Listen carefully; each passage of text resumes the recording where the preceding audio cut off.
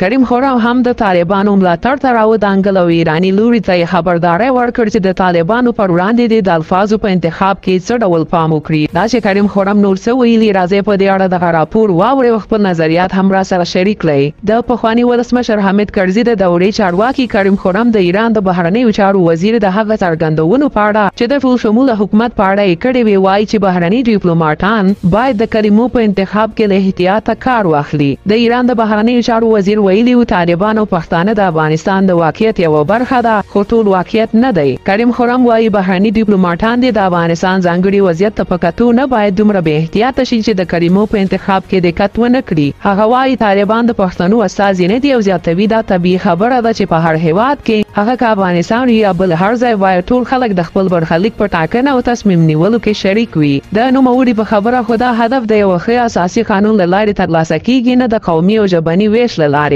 او هغه څه چې ایران یې د ځان لپاره نه خوښوي نو طبیعي خبره ده چې باید د نورو لپاره یې هم توصیه نه کړي. هیره دې نه وي چې د ایران د بهرنیو چارو وزیر امیر عبداللهیان له طالبانو غوښتنه کړې وه چې باید ټول شموله حکومت جوړ کړي ځکه طالبان ټول افغانستان نه دی. هغه د طالبانو د حکومت ستاینه هم کوي او وایي چې پرته له شکه طالبان اوس مهال په افغانستان کې د داعش پر وړاندې جنګیږي خو دا په دې معنی نه ده چې ټول ګډونه حکومت یې نه جوړوي.